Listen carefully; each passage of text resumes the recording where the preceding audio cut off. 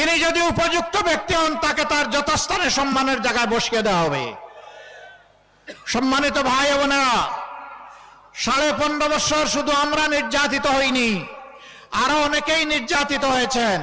তবে এটা সঠিক, আমরা যেভাবে নির্যাতিত হয়েছে সেইভাবে অন্য কেউ নির্যাতিত হননি।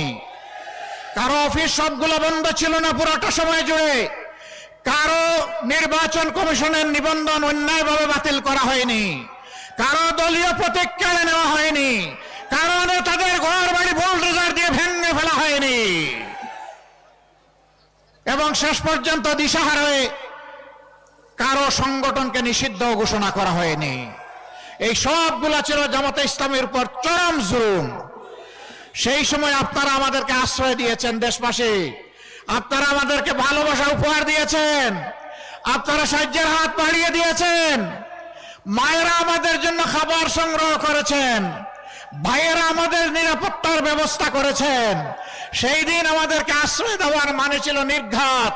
আপনার সম্পদ, আপনার জীবন এবং আপনার ইজ্জতের পর আপনি আক্রমণকে আহ্বান করে নিচ্ছেন, সরকারের কুপানলে পড়বেন, আপনারা তা পরোয়া করেননি। আমাদেরকে আপনারা আদর করে ভালোবেসে আপনাদের কুলে বুকে আমাদেরকে ঠাঁই করে দিয়েছিলেন। আমরা আপনাদের কাছে বড়ই ঋণী। এ ঋণ পরিশোধ করার কোন শক্তি আমাদের নেই। মহান আল্লাহ তাআলার দরবারে দোয়া করি, যেভাবে আপনারা আমাদের জন্য নিরাপদ আশ্রয় করে দিয়েছিলেন, আল্লাহ যেন এই দুনিয়া এবং আখিরাতে আপনাদের জন্য সেই নিরাপদ ঠিকানা ঠিক করে দেন। আজ বলতে পারেন আমি এখানে দাঁড়িয়েছি বাংলাদেশ জামাতে ইসলামের পক্ষে কথা বলতে নয়।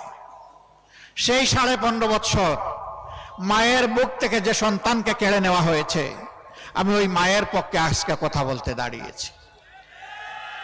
যে বাবার বুক থেকে তার সন্তানকে তুলে নেওয়া হয়েছে, আমি সেই বাবার পক্ষে কথা বলতে দাঁড়িয়েছি।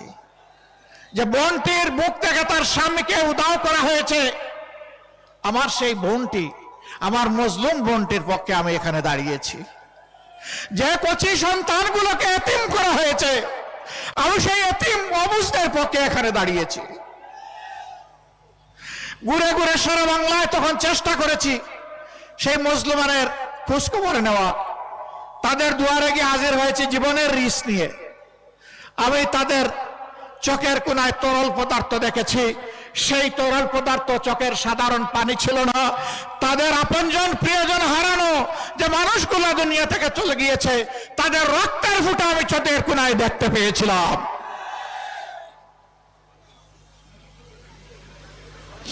অবুঝ বাচ্চাগুলো বলতো, আসেন আমার সাথে আসেন।